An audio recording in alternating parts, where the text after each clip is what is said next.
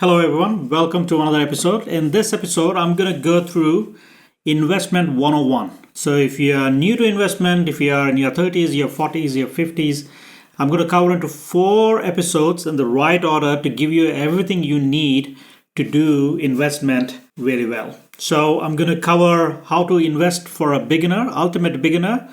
There's a video on how to get started into properties if that's your thing. If you are in our 30s or 40s and if you haven't thought about your kids, this video will cover through how to make sure that they are a millionaire, and then also all the things you need for retirement 101. So this is a 4-part series. You can skip around wherever you need to jump to that particular video. Also, do me a favor, please, if you can like and subscribe this video. It helps me tremendously, and thank you for subscribing. And the first video goes like this.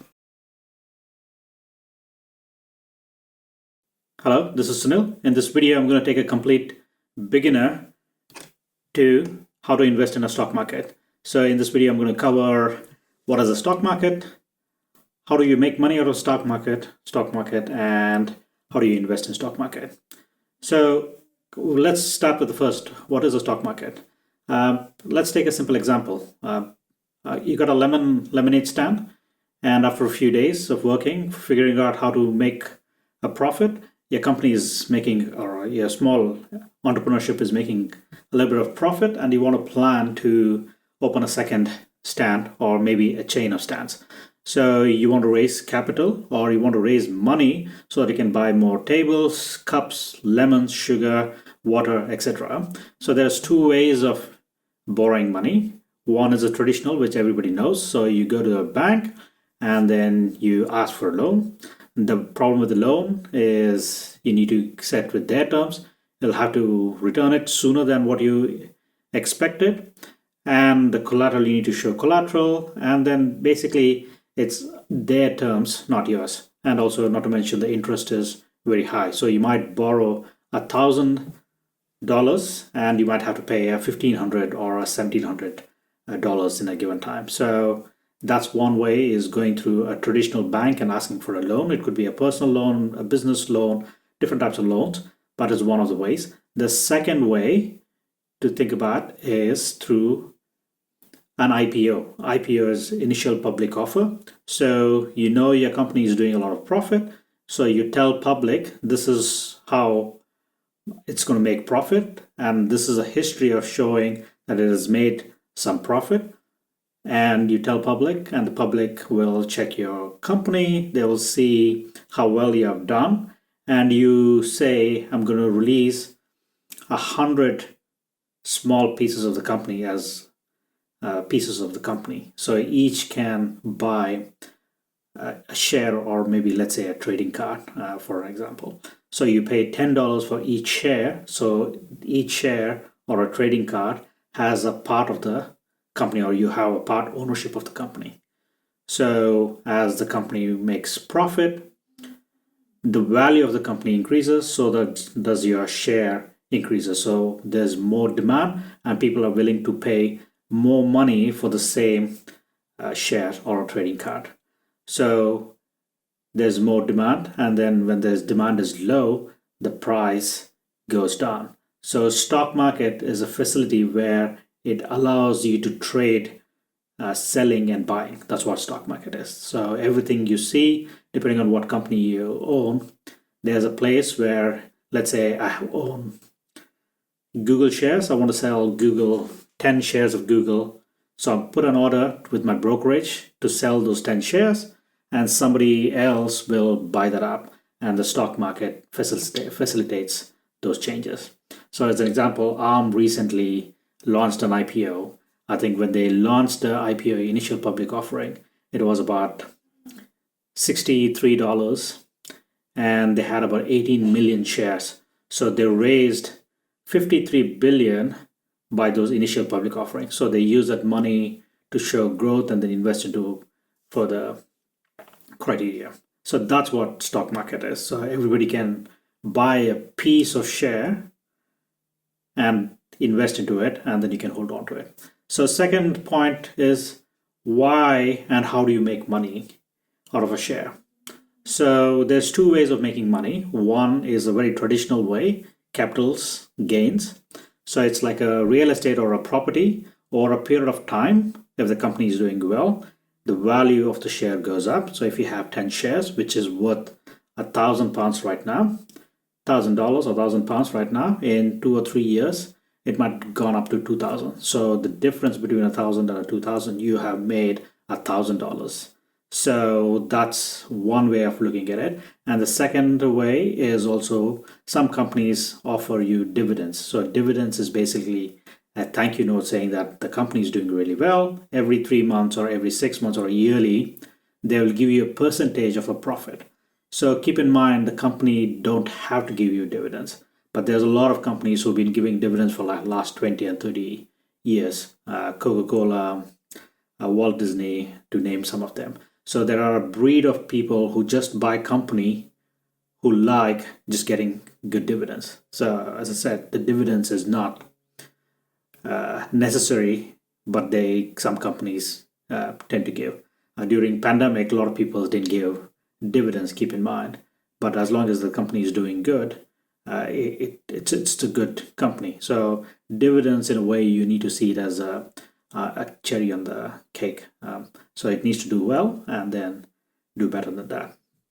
So you're looking for a growth company where you understand the market and then you invest into a property or buy some property shares, and then you hold on to it for a long term and you make money. So you make money through capital gains and you make money through dividends. So at this part, I just want to plug in Warren Buffett's video on what to buy and what's a strategy. Of things. The best single thing you could have done on March 11th, 1942, when I bought my first stock, was just buy an index fund and never look at a headline, never think about stocks anymore, just like you would do if you bought a farm. You just buy the farm and let the tenant farmer run it for you. And I pointed out that if you'd put $10,000 in an index fund that reinvested dividends, and I paused for a moment to let the audience try and guess how much it amount to, and it would come to $51 million now.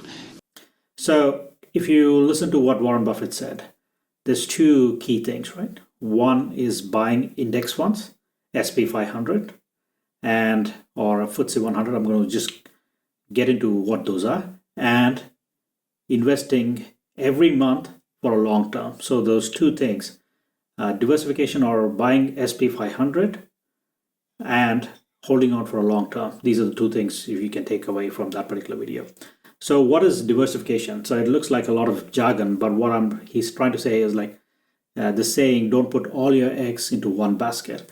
So you want to, let's say you like Coca-Cola. If you put all your saving in Coca-Cola, if the company does well, you're going to make money. If the company doesn't make well, the value drops and you will lose all the money.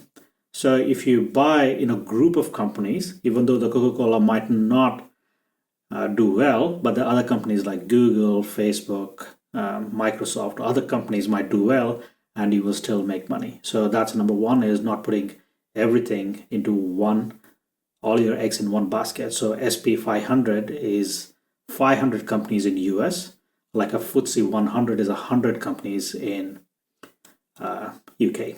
So number one rule, always don't put your all the eggs in your market. And the second thing is hold on for a long term. So there's always, the market goes and up. You want to hold on for a long enough time so that there is a value. So we covered what is the stock market, how do you make money, and how do you invest. So invest into an index fund. You can go to any other brokerage, look for index funds, and usually you're looking for the 500 or the really large cap or group of companies to invest in.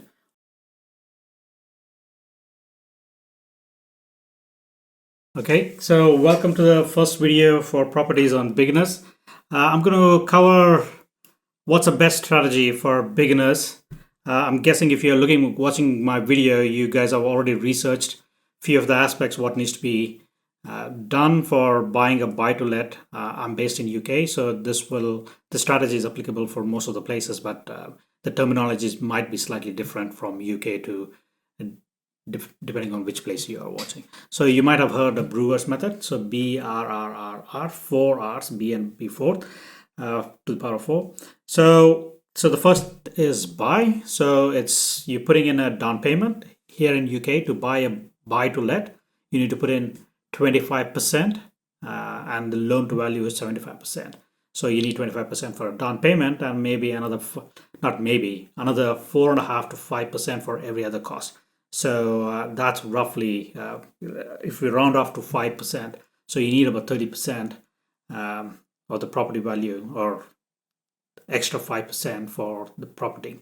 So that's the first. The first R is you buy a property where you can add value. So the value could be something simple like changing carpets, changing the colors to a white or magnolia. This is very popular, simple, popular two colors in UK in rental market. You could change the roofing tiles if there is any broken ones. And then another popular thing to look for is older properties have a kitchen and a living space, or the hall is usually two separate. It's covered by a brick wall. So knocking of the wall is a very popular. It adds a lot more value.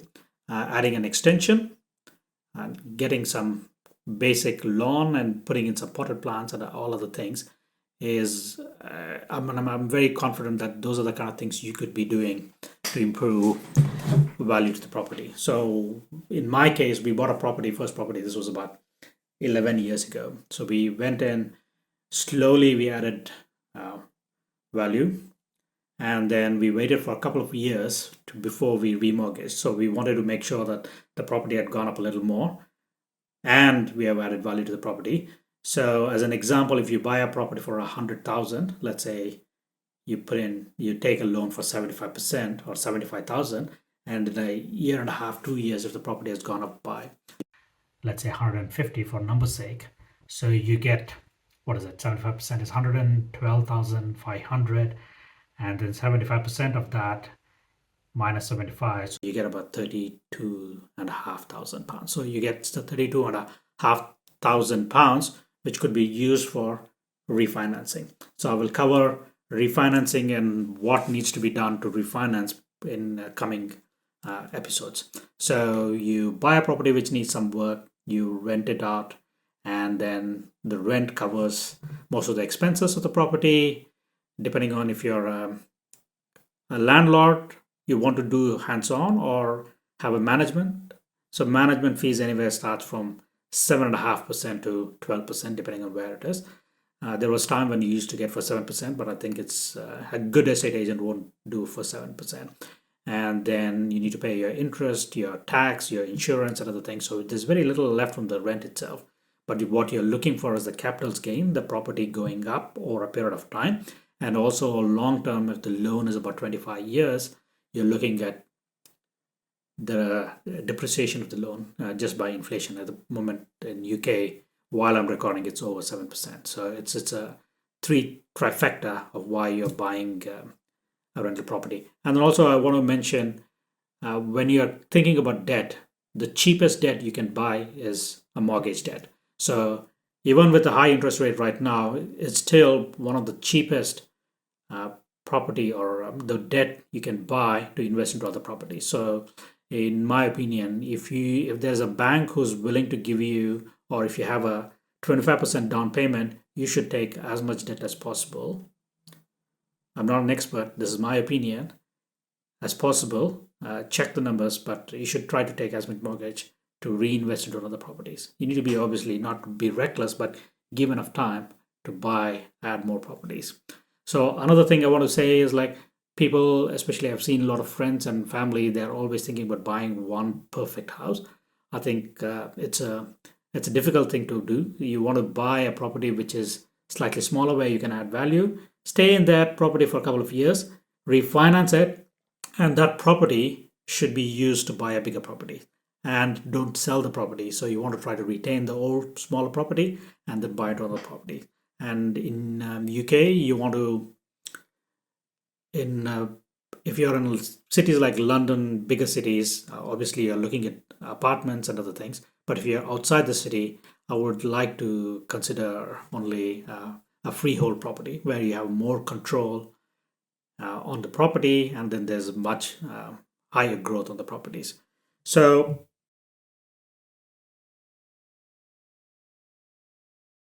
hello everyone, I'm Sunil Kalbandi.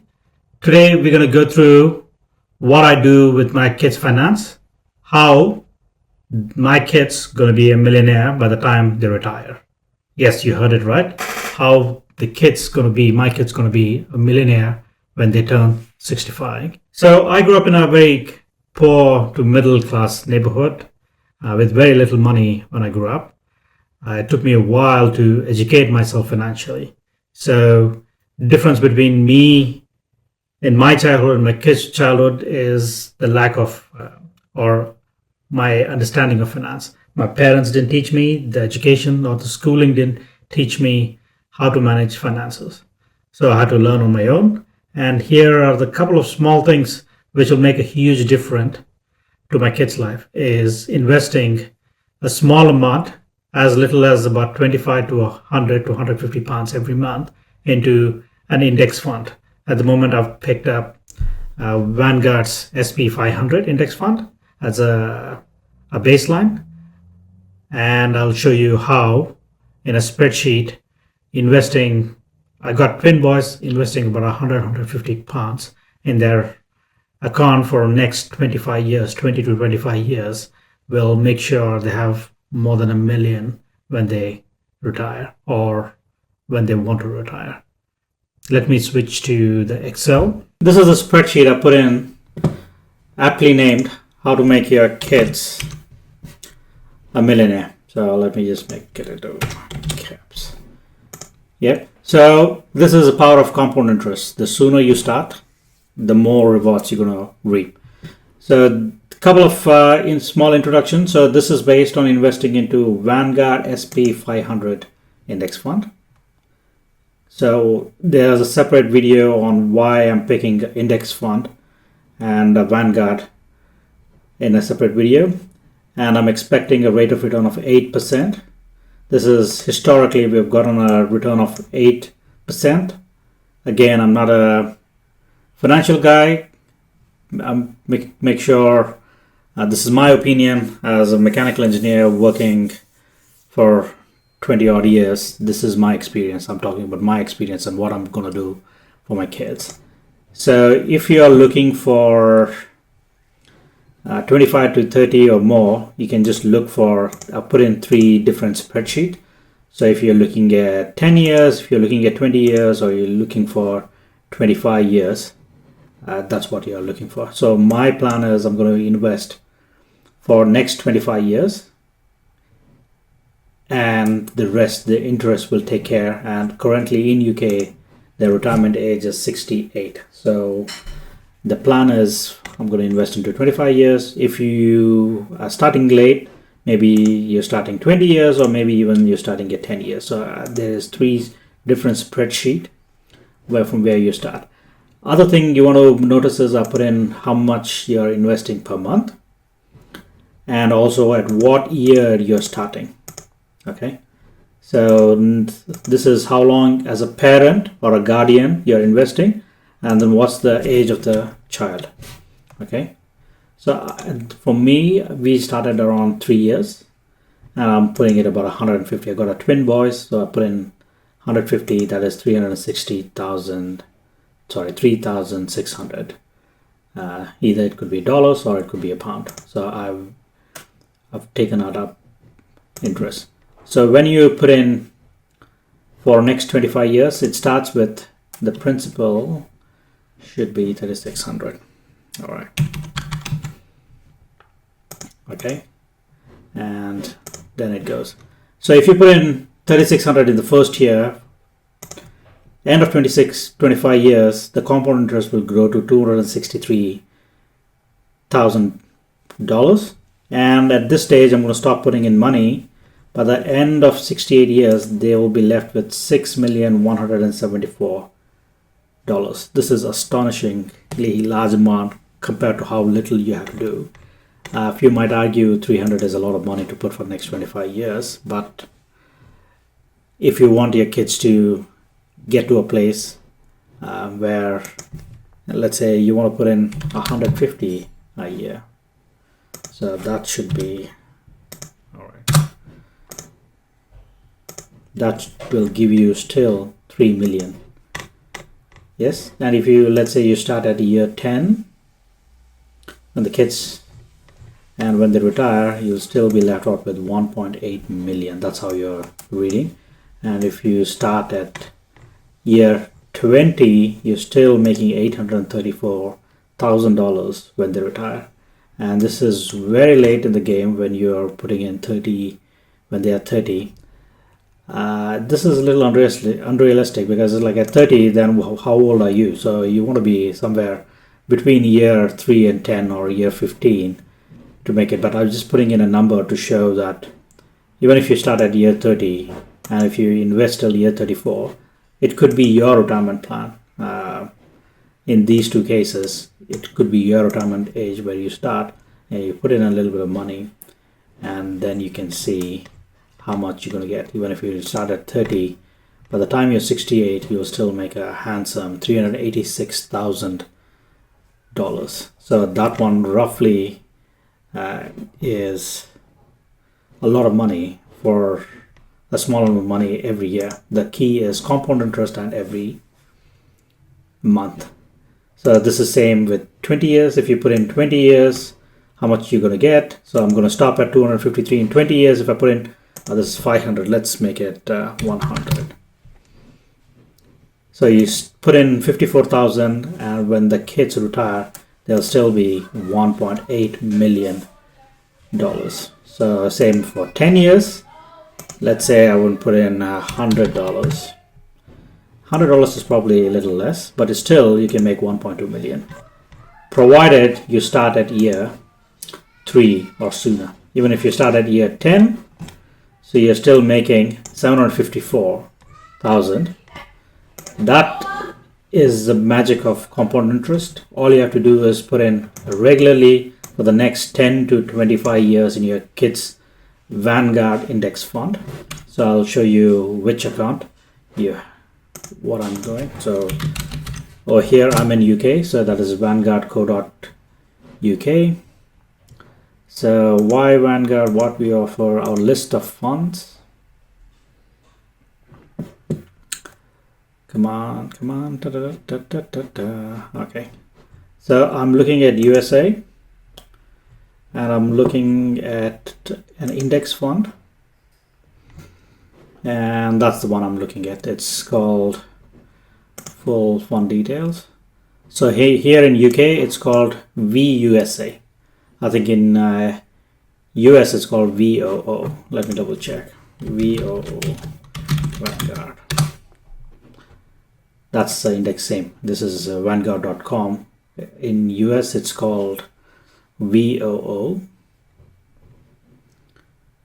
And in UK I'm going to show what it means. So price and performance, number one thing for you to have a look. When it loads, so this gives you the last 5 years. In 2018 to 2019, it made 13.63, 9.09, 42% on 20 to 21. But keep in mind, 2021 it was negative minus 15, so you lost money.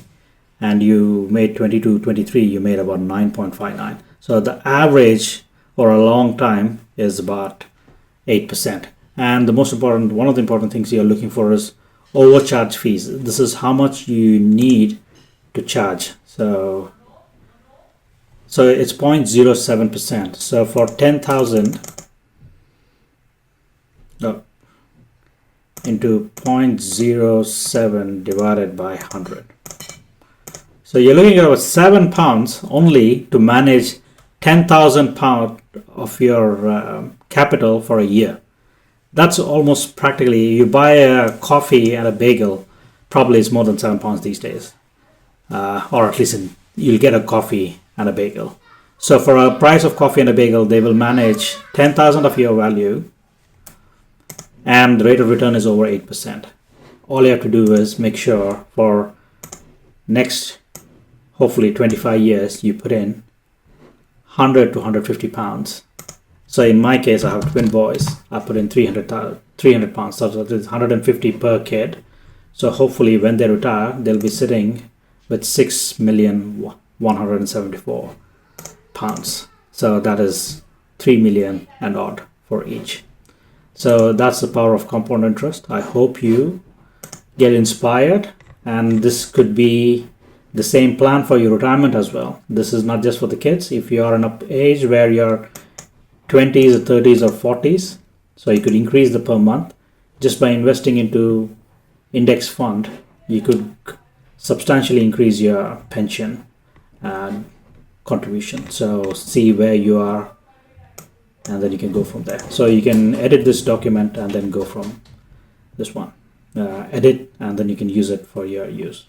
I will attach this as in the comment section below. I hope this video was informative and inspiring to put in small amount of work, small amount of money into their account, especially the value of compound interest.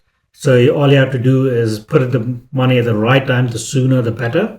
And when the child is born, if you start putting in for the next 10 to 15 or 20 years, they will have a lot more million easy by the time they retire. I wish my parents did it. They haven't done it. I'm hoping this video inspires and others do it the same way I'm doing for my kids.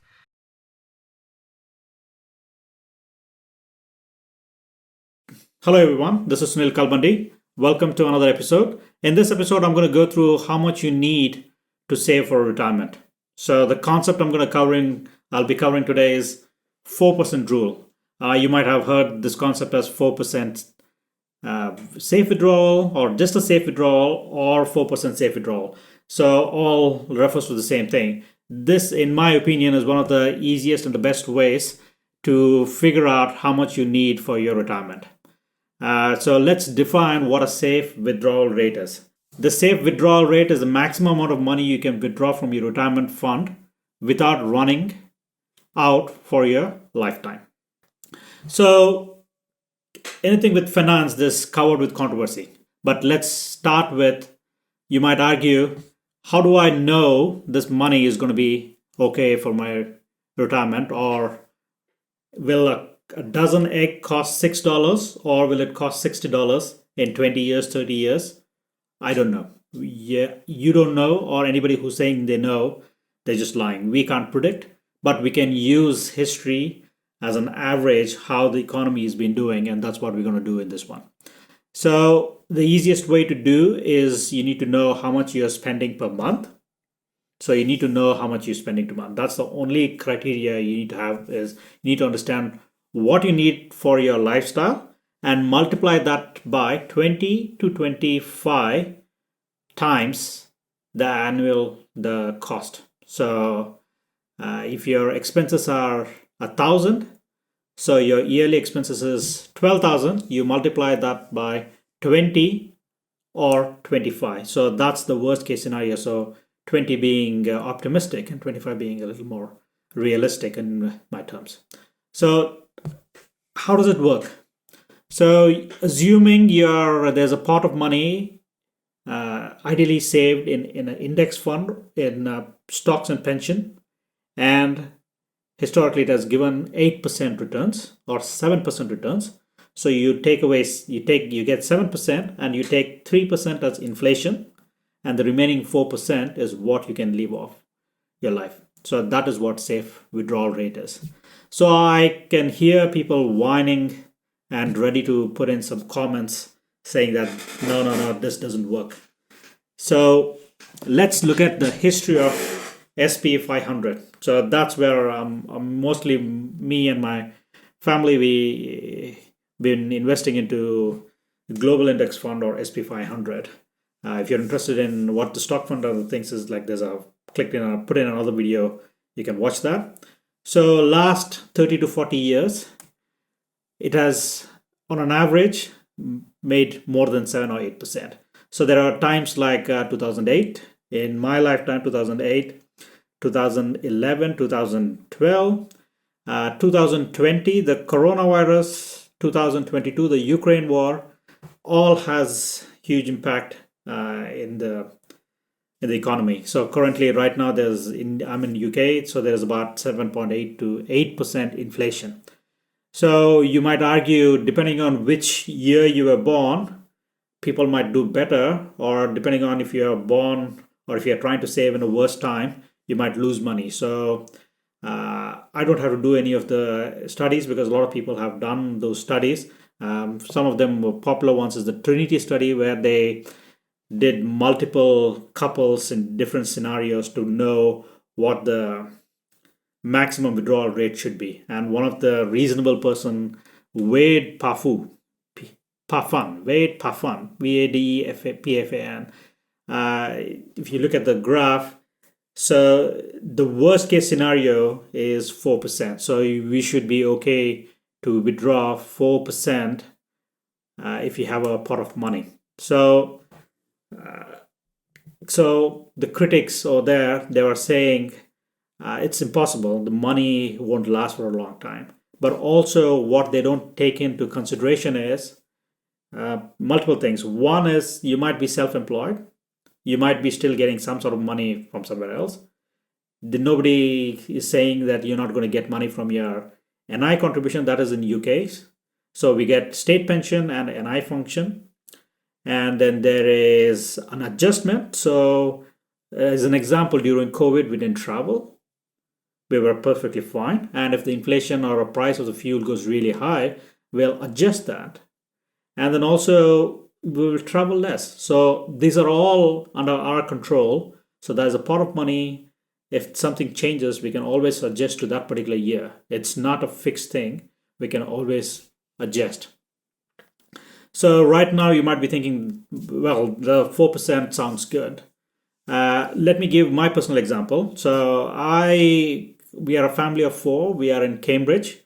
So we spend about £5,000 per month. Sounds a lot, but almost 38% of it is mortgage. So I pay 38% of it for mortgage. So within 10 years or 15 to 20 years, depending on what we choose, we can repay the mortgage. So when I retire, my mortgage is not going to be there. So let's say 2,000 of the 5,000 goes into mortgage. My kids will be grown up. And then also we know historically, and then also talking to your parents or somebody who's elder, old parents, we don't spend too much. They don't spend too much. So I'm saying that when we grow old, we're not going to be spending at the same level as we are spending right now. So there's a lot of contingency within this 4%. So in my case, 5,000 with the safe withdrawal rate, if you calculate by 25, I need 1.5 million. I feel that is a bit too much. In our case, once we repay the mortgage, let's say we have a 3,000 roughly monthly expenses. So we will need about 800 to 900,000. So 800 to 900,000 is what we are aiming for. And that's what our retirement pot should be. And 4% of it every year is what we need to live comfortably. And the pot of money, in theory, will stay there for a very long time. So few years we'll get more than 7%, and few years it'll be less than 7%. So when you get more, you don't spend. And when you get less, you use the time when there is more profit. And then that's how you manage and you maintain. So hope this tutorial help you. So till next time, thank you and bye.